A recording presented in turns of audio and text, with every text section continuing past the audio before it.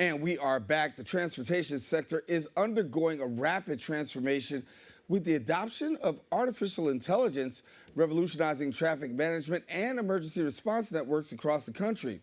Now, while AI brings unprecedented advancements and opportunities, it also introduces potential risks that must carefully be addressed. Transit and traffic managers now face the critical challenge of safeguarding our nation's traffic signals from the potential dangers posed by bad AI. Sharing with us now, we've got the CEO and founder of LYT, Tim Menard. I'm sorry, Tim, good to have you. Hey, it's a pleasure to be here, Daren. Thanks for having me on Open. Thank you. Glad to have you. Talk to me about this. When we talk about improving traffic, how do you feel this works out?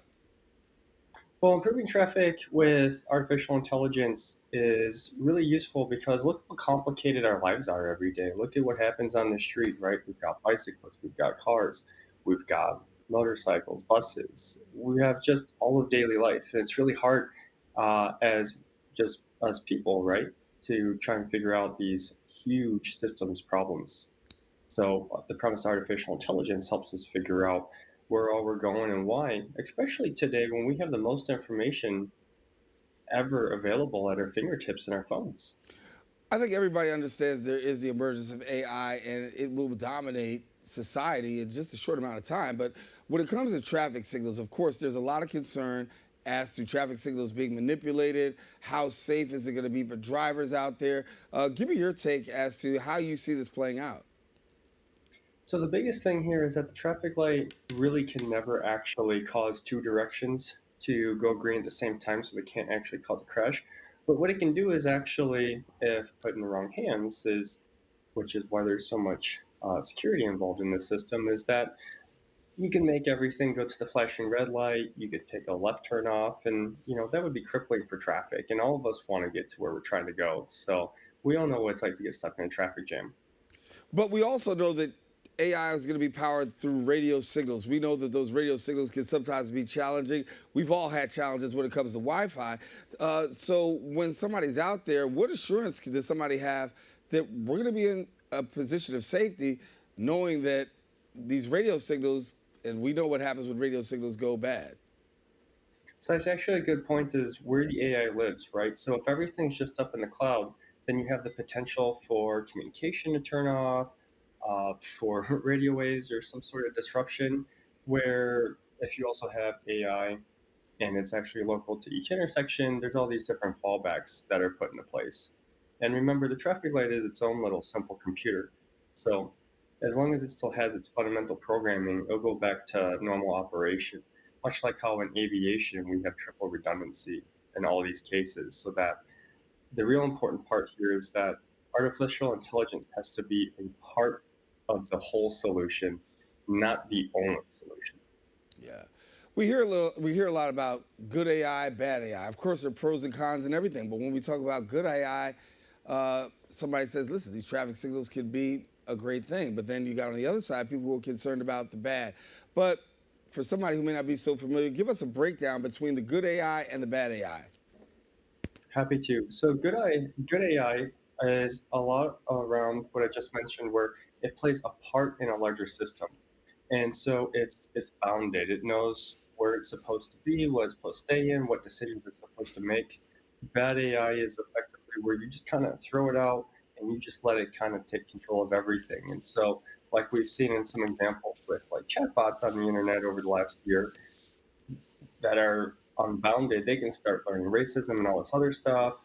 And if that same kind of approach came to traffic, that could be the result of all of a sudden vehicles prioritizing different colored cars or different types of cars just on its own. Or unfortunately, some people have tried to push like a pay-to-play situation where every single intersection is now tolled based on preferential treatment. Yeah.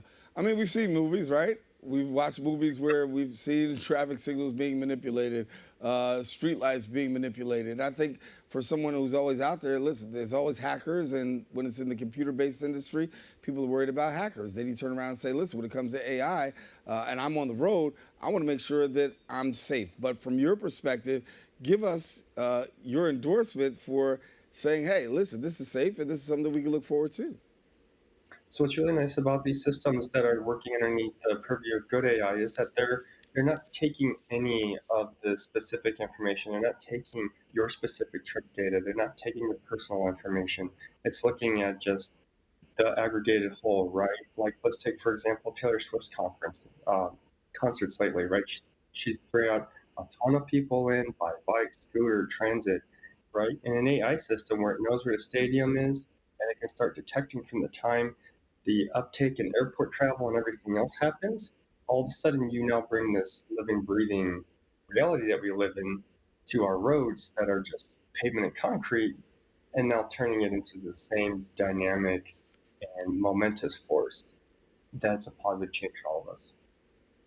So, Tim, give me what can we look forward to seeing in the near future? I think. So, in the nearest future, right now, especially in New York, is really transit. The buses that are all on the road, they're driving on every major street. They've got high frequency. They're a great data point for what's going on in traffic, and they move a huge amount of people. And so, using that information right there to drive traffic light and make the changes is one of the first steps. And that's happening in many other places across the West. Yeah. On the safety side, enhancing safety. How can we go about better enhancing safety in a situation like this? So there's two parts. There's how do we make it safer on the road, and then how do we make it safer in the communities. So Right. for like emergency services, what's the benefit of having all these green lights? Well, it's a two-pronger. The first one is by you get the fire truck or the ambulance, and they've got their lights and sirens on. As soon as that light turns green for them, what that really means is that it blocks pedestrians from crossing. It stops side street traffic. And so AI can do that well in advance for multiple signals on the entire route. So what that's doing is making sure no one is gonna wind up in that path where they can get into a collision, which results in a faster travel time for as far as Well, Tim, I want to tell you that it's definitely something we're all looking forward to coming in the future. I think a lot of concern just goes around, the issue of safety and whether or not manipulation, everything, good AI, bad AI, as we talked about right here. But when we look right now on our public streets, the average person is saying, when can I see this infusion? When can I see it hit my local neighborhood? What will you say to them? uh, I'd be saying that you could have it as soon as you want. It's actually this technology is available today. So by all of us taking a stance and going back and demanding for better communities and what are we doing for our first responders and our transit, just opens up the path to how do we make the change for everything that's mobility based. Yeah, because I think the everyday person is saying, listen, I see it coming. The question is how quick and how fast is it going to make its way to my door or my street? Because no doubt this is the way that we're going. Yep. And New York specifically is in a great position where all the fundamental puzzle pieces are there. It's just connecting them together. It's like when computers first came out and then all of a sudden the internet. The most important piece that was missing was just having the cables that connected it all together. Tim Menard, good talking to you, buddy. And certainly, I think we'll look forward to seeing some things happen in the near future. So thanks much. Likewise, thank you. All righty. Now, for more information, visit the website at Light AI. Don't go anywhere. We'll be back with more Open coming up right after this.